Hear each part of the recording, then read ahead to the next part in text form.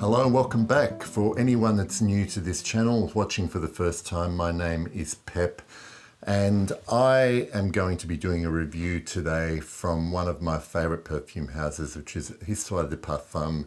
This one is Noir Patchouli. Noir Patchouli, it was difficult to find out what year this was released. All I could find out from the research I had done was that it was sometime in the first decade of the 2000s. This, to me, has a very similar, if not the same, patchouli accord that you find in one of my all-time favorite perfumes, which is 1740 Marquis de Sade. The patchouli accord to me is identical. Now, I was very curious to try and find out which one of these perfumes had actually been released first. I know the Marquis de Sade was released in 2008, and I'm not sure if this came out after the Marquis de Sade or before.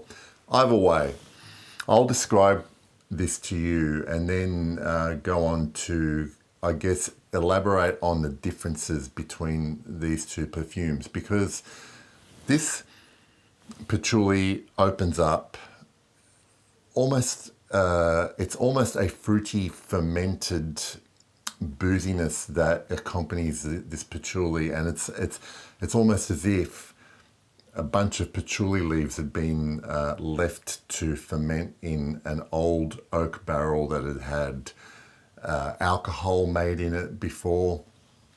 And it's a different type of booziness to what you might smell in 1740. This one here has a fruitiness to it, but it actually does not last very long, no more than a few minutes, and I only notice it for that very first spray.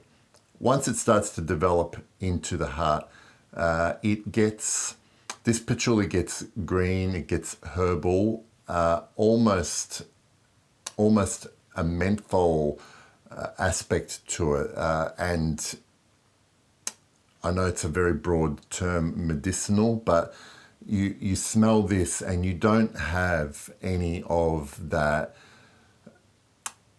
If you're familiar with a lot of patchouli perfumes, you don't have any of that kind of sweet, the sweet, wet earthiness that a lot of patchouli accords have. This one is greener, it's more herbal, it is a bit more, I want to say, mentholy, but then again it changes again.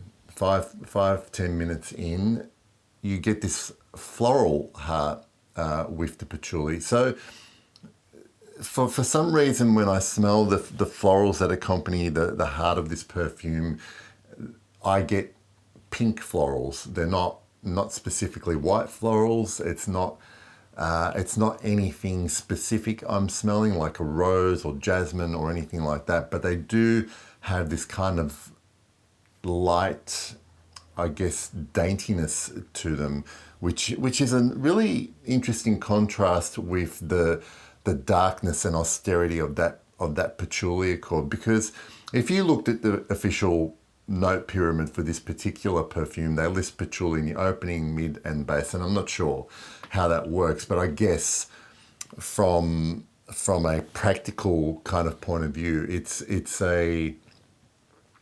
an accurate description, because you get patchouli from top to bottom here, except there are different things that come in and blend in with the patchouli as it develops. In the end, there is almost a leveriness and a mossiness that gives, I guess, is closest to the character of the name of this particular perfume, black patchouli. It is a very, very dark patchouli. It is the overall temperature of this is a cool patchouli, in contrast to a lot of those warm, sweeter, chocolatey patchoulis. This one is dark green tint all the way through it. Now, I do want to talk a little bit about the differences between this and 1740, it's almost as if, well, let's say if 1740, if Patchouli Noir had actually been released before 1740, then what I would say they've done is taken this particular patchouli accord and then embellished it with things like immortelle and birch tar, particularly to give it that much dirtier leather and the spiciness of that immortelle, that almost stale sweetness of the immortelle in 1740. So this one comes less embellished. So if you don't like some of those aspects of 1740, but you do like that patchouli accord, then this one is definitely worth checking out. For me, personally, as much as I like this as a standalone perfume, I already get what I need of it from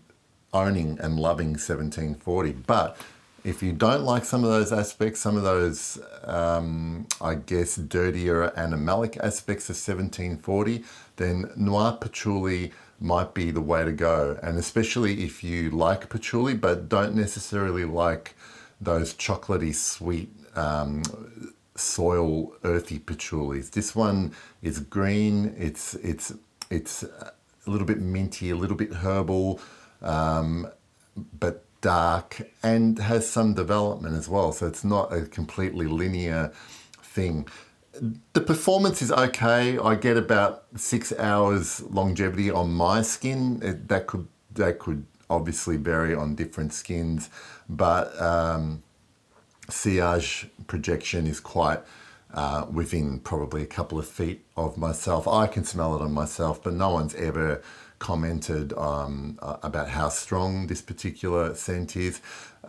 I definitely recommend, if you're a patchouli lover, this one is a must try, along with a lot. I've been really on a patchouli bender at the moment, and this is probably going to be one of the last patchouli-centric fragrances I review for a while, because I think I've reached my limit, for at least for the meantime anyway. So I hope that has proved a useful review. Noir Patchouli by Histoires de Parfums, year of release unknown, but check it out, it's still widely available, and I will see you all soon. See you later.